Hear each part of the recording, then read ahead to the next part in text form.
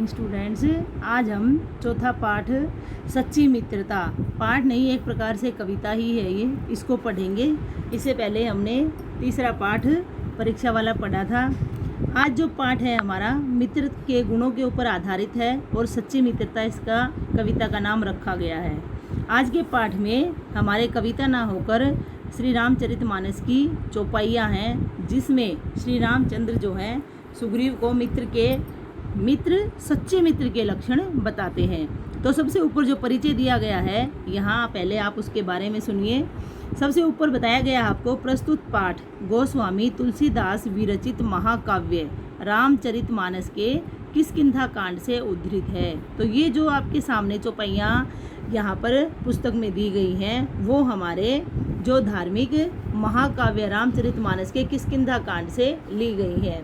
रामचरितमानस हमारा हिंदी साहित्य का सर्वश्रेष्ठ ग्रंथ है।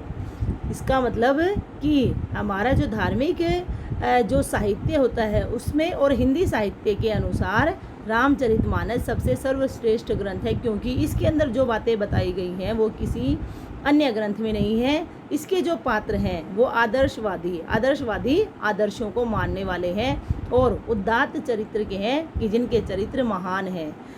दशरथ जैसे पिता हैं जो कि अपने पुत्रों से प्रेम करते हैं और पुत्र प्रेम होने के बावजूद भी अपने बेटे को जो है वन में भेज देते हैं। राम जैसे पुत्र हैं जो पिता की आज्ञा को टालते नहीं हैं। लक्ष्मण भरत शत्रुघ्न जैसे भाई हैं जो कि अपने भाई के लिए मर मिटने को तैयार हैं, बस अपने भाई को कोई कष्ट नहीं होना चाहिए।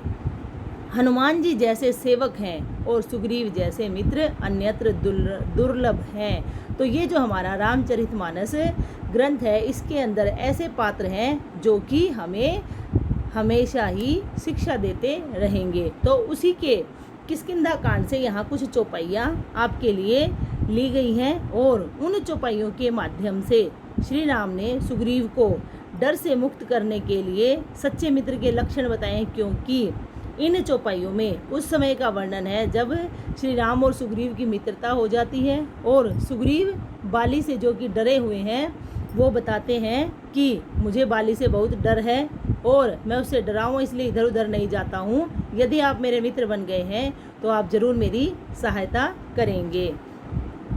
तो यहाँ पर सबसे ऊपर चौपाइयों के सबसे ऊपर देखिए एक पंक्ति लिखकर बताया गया है कि प्रस्तुत चौपाई में श्री राम ने सुग्रीव को भय मुक्त करने के उद्देश्य से सच्चे मित्र के लक्षण बताए हैं। ठीक है, अब इसके बाद पहली जो पंक्ति है उससे पहले मैं आपको एक लाइन और बताना चाहूँगी कि यहाँ पर श्री राम जो है मित्रता करने के बाद सुग्रीव को विश्वास दिलाते हैं कि वो बाली का वध अवश्य करेंगे और उसे भय मुक्त कराएंगे। इसके साथ साथ क्योंकि वो सुग्रीव के मित्र बन जाते हैं इसलिए सच्चे मित्रों के लक्षण या गुणों का वर्णन करते हुए उन्हें बताते हैं। आपकी सुविधा के लिए मैंने इन चौपाइयों का जो सरलार्थ है, इसका अर्थ है सरल अर्थ, भी आपके लिए मैंने लिखकर यहाँ इसमें होमवर्क में डाल दिया है, ताकि आपको अगर कोई शब्द समझ में नहीं आए तो आप उसे पुनः भी देखकर पढ़कर सुनकर देख सकते हैं। पहली चौपाई देखिए, जे न मित्र दुख हो ही दुखारी तिन्हीं बिलोकत पातक भारी। यहाँ जिन शब्दों के नीचे रेखा खींची गई है मतलब उनके अर्थ आपको शब्दार्थ में मिल जाएंगे, नहीं भी मैं आपको साथ के साथ बताती रहूँगी। तो यहाँ पर सबसे पहली पंक्ति के अनुसार श्री राम जी कहते हैं, उससे पहले मैंने आपको अभी इनका परिचय देकर और इनके अर्थ के बारे में बताया कि प्रस्तुत चौपाइयों में उस समय का वर्णन है जब श्री राम व सुग्रीव की मित्रता हो जाती है और वे उसे बाली वध करने का विश्वास दिलाते हैं और सच्चे मित्र के लक्षण या गुणों का वर्णन करते हैं। तो अब इसके अनुसार पहली पंक्ति देखिए आप।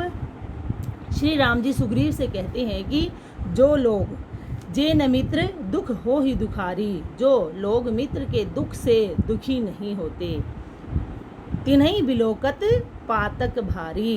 तो उन मित्रों को देखने से या उन व्यक्तियों को देखने से भी बड़ा पाप लगता है। पातक का मतलब यहाँ पर पाप लगना होता है।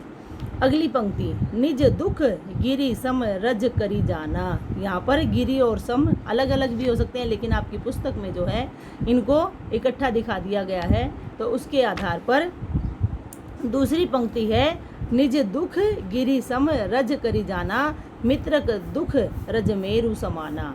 तो उसके बाद श्री राम कहते हैं सुग्रीव को कि सच्चा मित्र जो होता है वो हमेशा अपने मित्र के लिए अपना जो पर्वत के समान दुख होता है उसको धूल के समान मानता है, अर्थात तुच्छ मानता है, छोटा मानता है।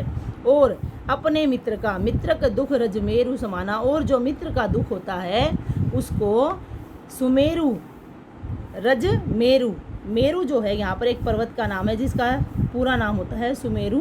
तो यहाँ जो मित्र का धूल के समान है, कष्ट या दुख है, उसको सुमेरु एक बड़े भारी पर्वत का नाम है, उसके समान मानना चाहिए। अर्थात अपना दुख बड़ा होते हुए भी छोटा समझना चाहिए और मित्र के दुख को जो है छोटा होते हुए भी पर्वत के समान भारी मानना चाहिए। तो यहाँ पर आपकी पहली 2 पंक्तियाँ हो जाती हैं। इन दोनों पंक्तियों का अर्थ मैंने आपको अभी बताया है। यदि किसी शब्द में आपको कोई समस्या है तो आप अपनी समस्या रख भी सकते हैं।